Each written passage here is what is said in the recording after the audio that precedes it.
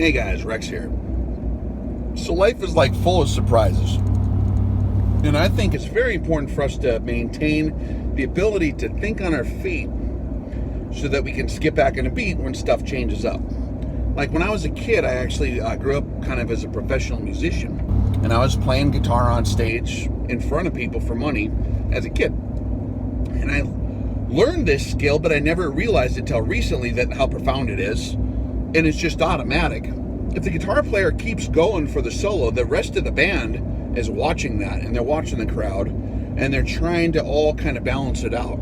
So if one guy starts tripping over himself and forgets something, the rest of the band will actually skip into beat to make sure everything's coherent, right? Like if you add a new chorus where there shouldn't be one, the rest of the band isn't just going to play the chords the way it was written. They will be like, oh, he's going into, and then it's almost completely seamless if an outfit's doing it well. Now, we don't want that to happen. We want to have it, the best plan as possible and execute that plan as best we can. But stuff in life sometimes changes, so you can't just stubbornly like, when I was a kid, I planned on being an astronaut, and if that doesn't work, I'm just going to die. Like, okay, like that's not, you got to have pace planning, right? All other plans, or the ability to adjust, right? If I'm like, I'm going to walk towards that peak of that mountain, and I'm going to take the straightest path possible, and my plan is to go on this spot in the map, and then you're walking, and I've done this a lot of times too, you're walking, and all of a sudden you're like, oh, this map did not show that this is a cliff. The contour lines were spaced apart like it was a slope. It is not. It's like a 500-foot stone cliff. You don't just stubbornly like die at the bottom of the cliff because you can't climb it. You got to walk around stuff, right? Or you got to navigate around obstacles. Hugely important. When I was a little guy, I was in Taekwondo, and they taught us these ninja moves. Not ninja, right? Taekwondo's different. But like, it taught us these moves. If a guy does this, then, for example, you kick him in the crotch, and then when he bends over, you knee him in the face, you elbow him in the neck, you spin around and give him a kick in the face, or whatever, right? Or if he pulls a knife on you, you do this. You knock it out of his hands, and then etc. It has these moves, and you do it so many times, it's like automatic. However, as the guy will find out, sometimes the guy does that, and then the move doesn't work exactly like you thought. For example, I was walking around by the trees, with my buddy one time when I was a kid. The trees is where the kids go and smoke Marlboros, or Camels, or Lucky Strike. And they drive four-wheelers up there or whatever, up in the trees where no adults are. And maybe they'll even take their girlfriend up in there and do some smooching or something, right? So the trees is like the area where the kids kind of get away. And we're walking past the trees, and these kids come up.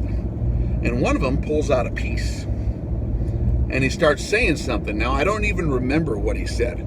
I could see his mouth moving. He was doing some kind of, I think this is right when they started inventing rap.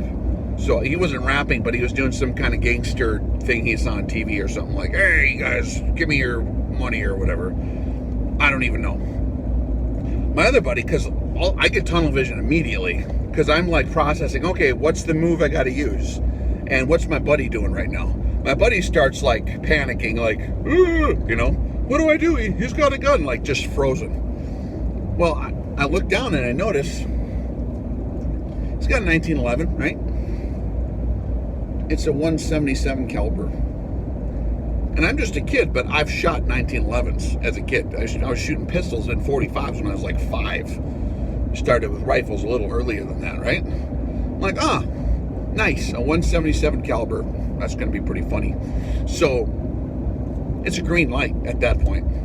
I had a chance to use my Taekwondo move. So I go and I knock it out of his hand, and I do the move. And the move I was going to do involved grabbing him when he leaned forward by right above the butt on his belt, like on his back, the small of his back, grab his belt, and then you flip him over your knee, and then you come down on top of him and give him an elbow right on the throat, right? That was the plan. So I went through my move, knocked the gun out, whatever, and then I went to grab him. Well, he was wearing these freaking hammer pants or Zubus or whatever.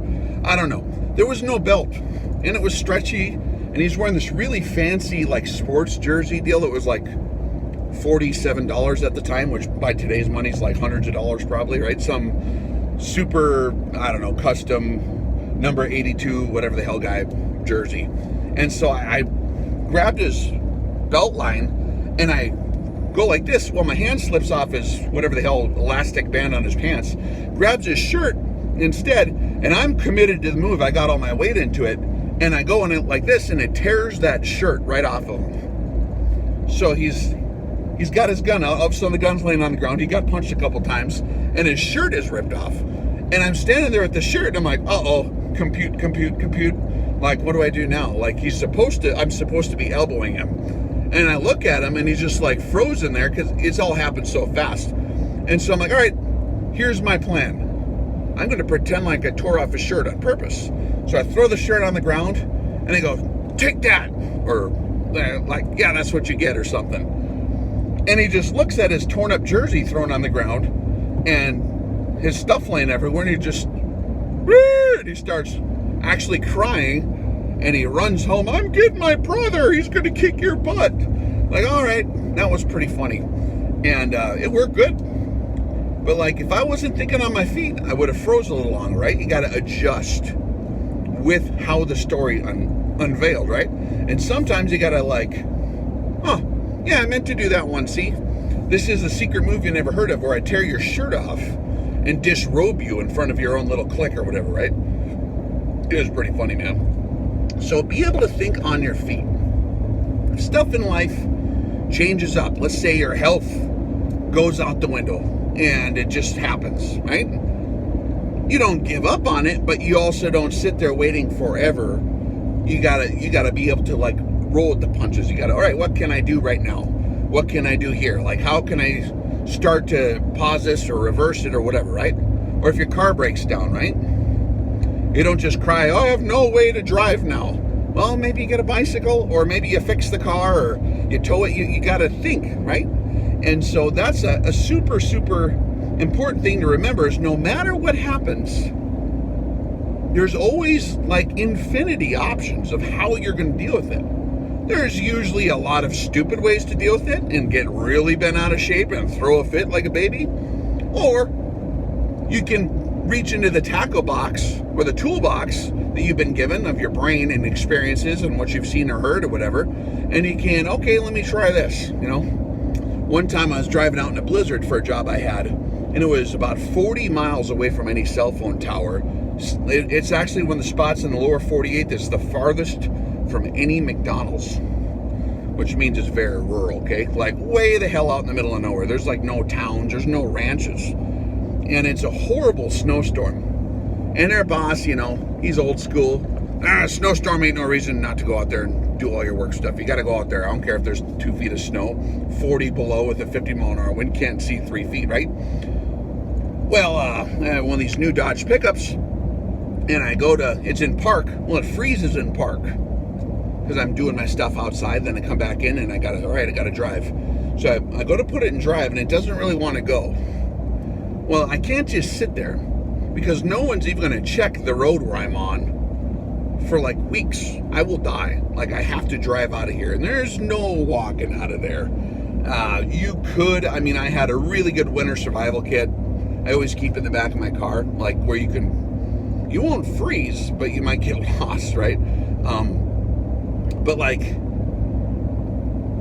the shifter broke off, and it was actually, there's like, I was looking inside the steering column, there's like a little neoprene looking white plastic little connector with the spring that's hooked onto a freaking vacuum tube that shifts the transmission. It's not linkage on these new cars, right? It's just some little tiny POS like device that like hooks onto some kind of switch. And I'm like, oh, for God's sakes, like this giant, huge metal shifter, you shift it into park and that little thing inside froze and broke in half.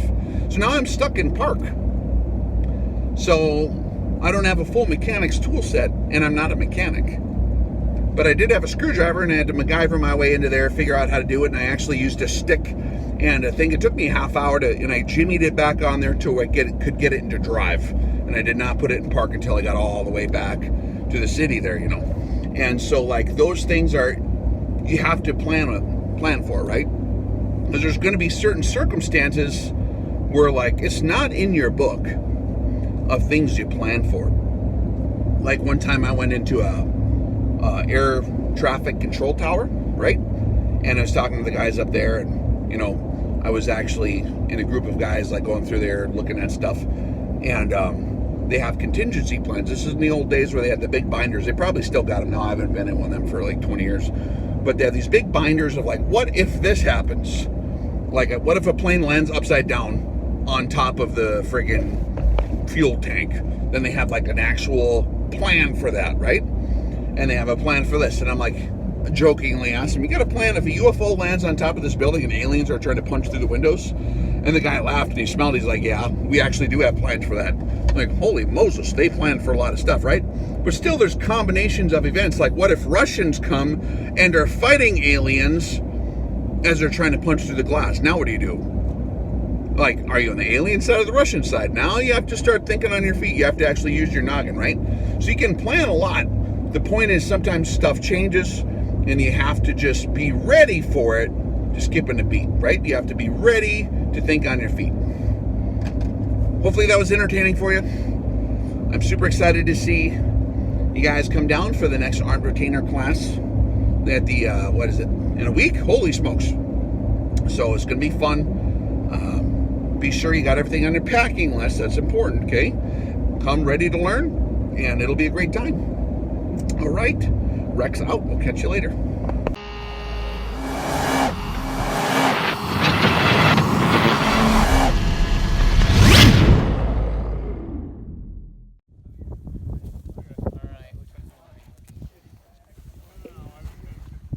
One of the big things I think most of us do that we don't realize until we get more well-rounded experience is we kind of construct a box around ourselves. And we have a very short-sighted view of how things should be done based on our own experiences. Something we talked about a little bit before, and in all honesty, like a lot of the other classes we do are very highly specialized. That's a niche deal, right? A lot of that's aligned towards the extreme long-range precision shooting, which is very, very, very specific. And so the exact methodologies, the way you interface with the rifle, the way you log data, the way you manage recoil is going to be different than when you're in the field for more kinetic or martial applications. The reason I took the class was just to learn a lot of just what, in case you had to use your tool in a real life application, how to set up your tool, what's the best way, what's the most tried and true way to do that, and, you know, think through things that maybe you just hadn't thought through before. Shooting at night was something really new for me. That was something I haven't done before. So I had gotten a rifle and I shot it half a dozen times maybe, but never from the prone, never from the standing, never from the kneeling, only at a bench at a range that was all set up. So I was not really comfortable handling my rifle before this. I just wasn't really comfortable with what to do with it, the accessories, like a sling, what do you do with it? And this class has been awesome. I feel totally comfortable. I'm covered head to toe in mud. I can shoot from the kneeling, shoot from the standing. Pretty darn accurate at 100 yards was my last shot group. So this has been amazing. Overall takeaway from the class is do not trust what people tell you until you go and verify it yourself. If you have heard something being done with your specific setup, it's not possible until you know that you can do it. There's a lot of things that I've been looking at buying that I didn't need and don't need, and I'm going to get rid of when I get home. Try to get rid of a lot of my junk and try to get a couple of rifles squared away that are the same, and try to figure out exactly what kind of setup I actually need. I thought it was great. Everything I thought it would be and more. Well, it was definitely worth it. I'm looking forward to the next class, the next level up. So that's what this course is about, getting people squared away with how to move, how to handle a rifle in the field in a variety of different conditions, anticipating a whole wide and diverse array of different potential applications that one might need filled. You can both overestimate and underestimate your equipment. A short AR can do a lot more than you give it credit for if you have the right optics. You can't shoot what you can't see. That's a big deal. For one, it's a huge investment, and I mean that in what you can learn from it, and then especially what you learn not to do. Well, one of the things that was really great was the dry practice. I mean, we did so many reps with running the bolt, shot placement with just the trigger pull, running the light on, light off, making sure you stayed on the target the entire time. I think that was something that's going to be really useful, especially with ammo the way it is right now. What is your mission, and making your platform, your system fit that mission, and thinking about more than one use. Go ahead and explain one of the paradigms that maybe was adjusted. That my particular rifle system was effective at longer ranges. Okay. And that the red dot system or the iron sights that I was using was going to be sufficient. And I found that it wasn't. This is different. It's longer range without being extreme long range. We're not talking 1,000-yard shots. We're talking the useful range. What's been proven through history to be the most likely range to have problems. Yeah, it was a good time. I learned a lot about gear not to buy, save a lot of money, learn loads that I should get for my rifle. What the instructors bring in their lifelong experiences, I think it would be very hard to get that anywhere else. I was very delighted with everything that we learned, and man, I took notes like I was back in law school. I haven't paid this close attention since the first time I saw Playboy magazine. It was good, really good. And one of the things we say at the course is a man with experience is never at the mercy of a man with an argument. And that will definitely hold true. There's a lot of theoretics. There's a lot of theoretical arguments for the way things should be based on tradition or experiences in other fields or what different people say. And there's a lot of good experts out there that train in different disciplines. For example, we do a lot of the ELR stuff, and that's a lot of fun. But we have to realize that that's a very specific discipline. And you can't superimpose all the details of how that discipline needs to be applied onto everything else. I would say also just the investment of how much you can do with very little ammunition. So that, I mean, everyone used 100 rounds or less or whatever, and I mean, I still feel like we got the equivalent value of anything else where anytime you would spend thousands of rounds. So Even if you've done classes other places, even if you know a lot, this is something you got to do. It's unique. It's kind of like a thinking person's class. It's not just shooting, not just running around. There's classroom work, a lot of things to think about, a lot of things to consider for your future and how you want to set things up. It's a thinking person's class. So with Rex being who he is, he has the science, the nitty-gritty details on grid paper, everything. Scott is, and not that Rex hasn't done his fair share, Scott is the one who has literally traversed the universe of what you're coming to class for. Build a system that works in more than one place. You can have something that's specifically for a competition or whatnot, but in reality, do something that's useful, like a Swiss Army knife of systems that you can do in multiple situations. There's a lot of good info, marksmanship, there's a lot of stuff to learn. And Rex is a much nicer guy than you'd think. And Scott, terrific too. Very different characters, but equally educational, and they make everything so accessible and easy to understand. No concepts that you can't fathom or you're going to have nightmares about. I say that because I have nightmares about math class. Waking up in math class, forgetting there was a test. I don't have that. I'm not going to have any of that about this. This is all simplified, practical information that is useful. It's the useful stuff.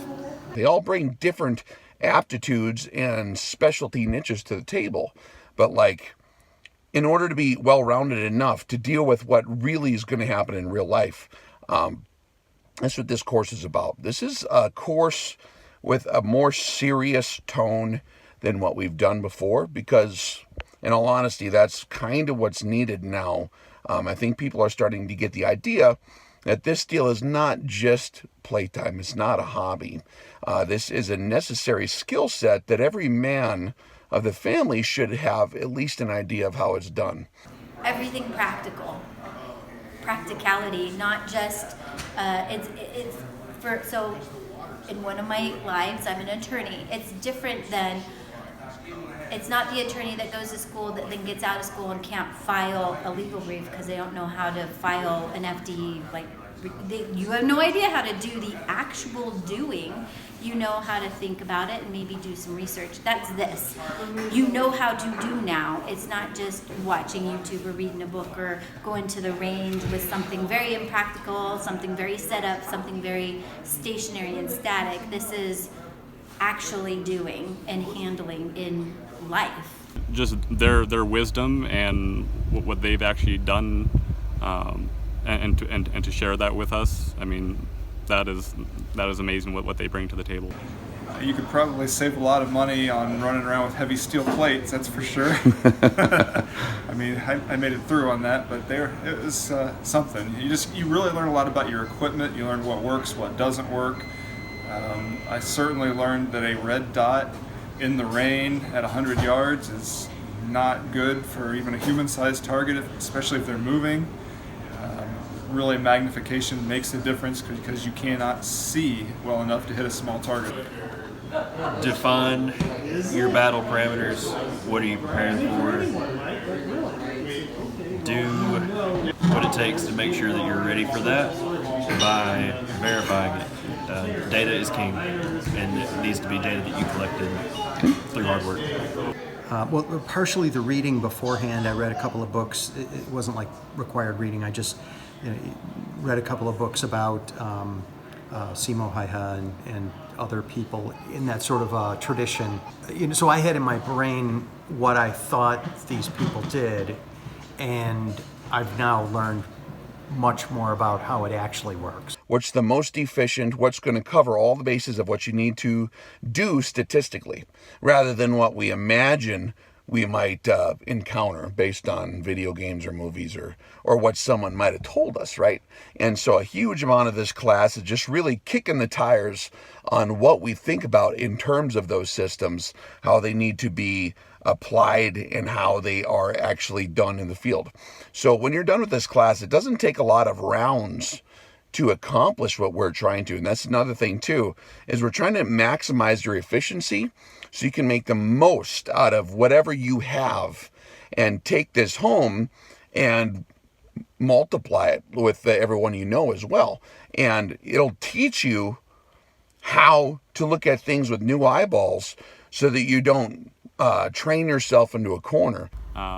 Also zeroing your rifle at different ranges so that then your rifle can be used in actually a wide variety of ranges. So having like a battle zero that has wide applicability for a lot of different ranges. Partially from the classroom and partially from the practical, I put my range bag on a diet, and I think it lost 20 pounds just yesterday. A lot of people had a lot of good senses of humor, just certain topics that came up that people would have funny things, funny stories to relate to on those. It doesn't matter if you're military, it doesn't matter if you're a cop, it doesn't matter if you're a civilian.